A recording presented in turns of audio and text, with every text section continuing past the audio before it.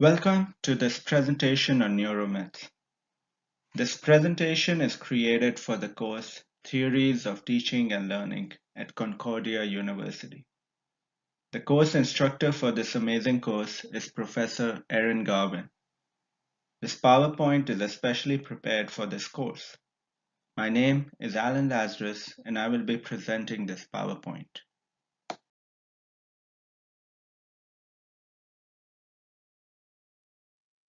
In this graduate course, Theories of Teaching and Learning, we learned about different theories and ideas related to the function of the brain. Some of the theories were adopted by theorists and educators, while others were rejected over the course of time. Throughout the course, we studied about different features about the brain, from the hippocampus or amygdala to the amazing benefits of forgetting or sleeping.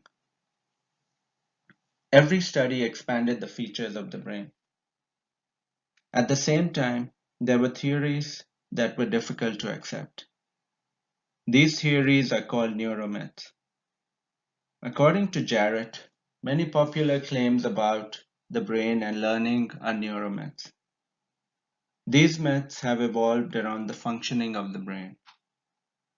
The Organization for Economic Cooperation and Development classified these myths as neuromyths. Neuromyths exist in every culture and race, and it introduces us to teachers' vulnerability to misinformation concerning neuroscience and its relevance to classroom practices. Some of the theories may be used and applied by teachers, while others may be rejected.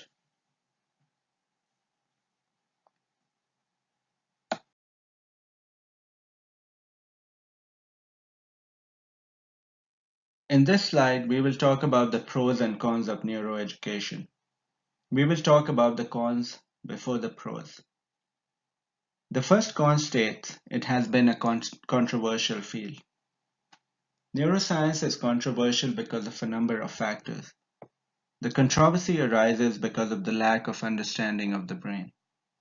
Neuroscience is still a new field of study, and most of the study or evidence is based on the visual and motor systems in animals.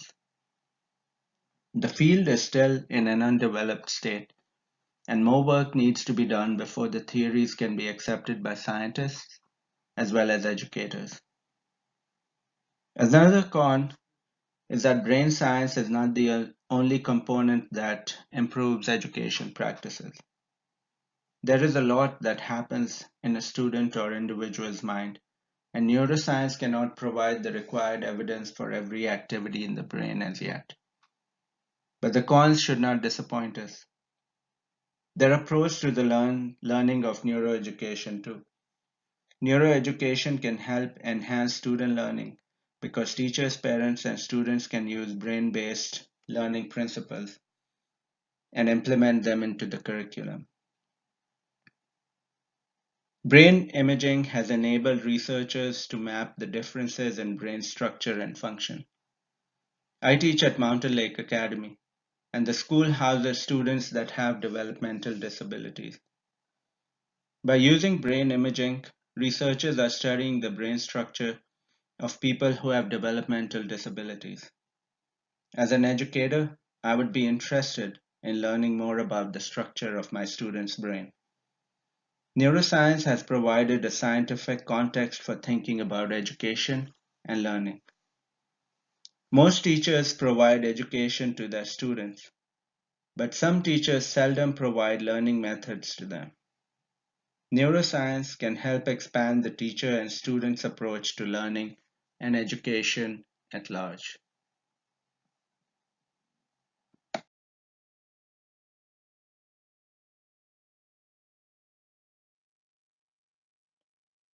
In this slide, we will talk about a neuromyth.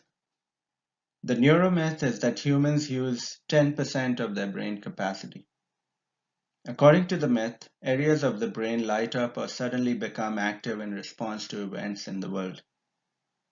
To me personally, that is an interesting myth since it raises the question, what is my brain doing for the rest of the 90%?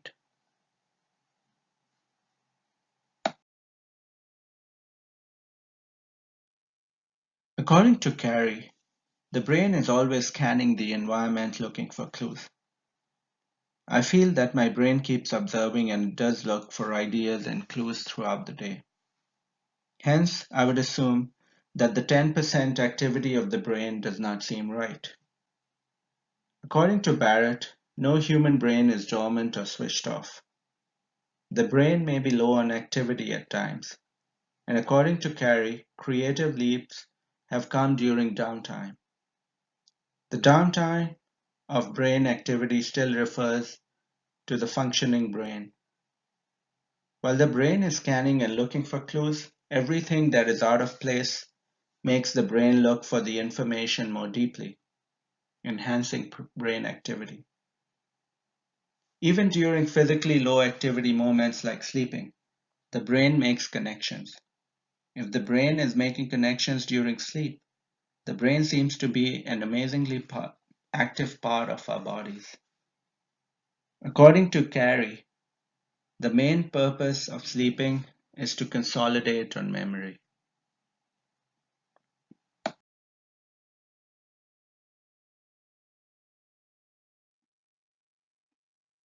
The next slide introduces us to REM, or rapid eye movement.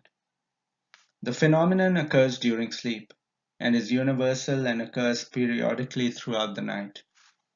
According to scientists, sleep has two dimensions, REM and non-REM.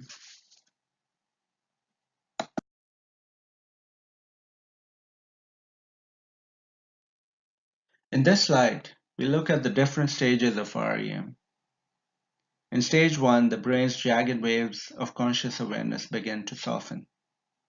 During stage 2, the waves become regular and resemble a sine wave. In stages 3 and 4, the waves stretch out and a slow wave pattern leads to deep sleep.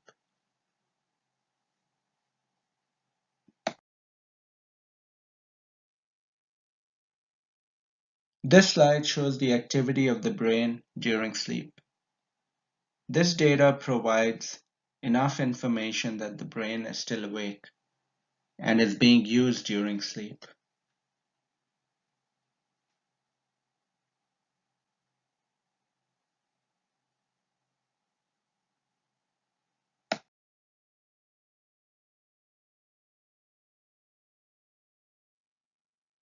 REM is the neural activity that aids pattern recognition, creative problem solving, and perceiving relationships. It is fascinating that the brain handles so much information during sleep. REM becomes the creative memory domain to build different associations and making combinations. REM aids in percolation, and the filtering improves retention and comprehension. During this process, the brain holds on to actual information and details.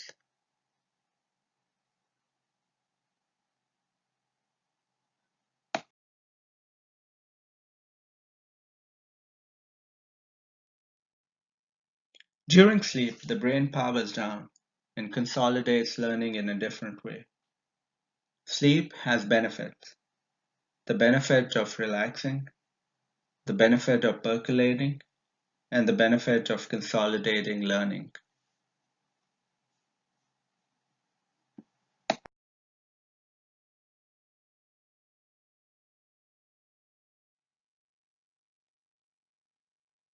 In conclusion, the brain is constantly working and functioning. The activity of the brain may change throughout the day. Rarely do we see a healthy brain not functioning at all. Hence, the myth that only 10% of a brain is used is debunked.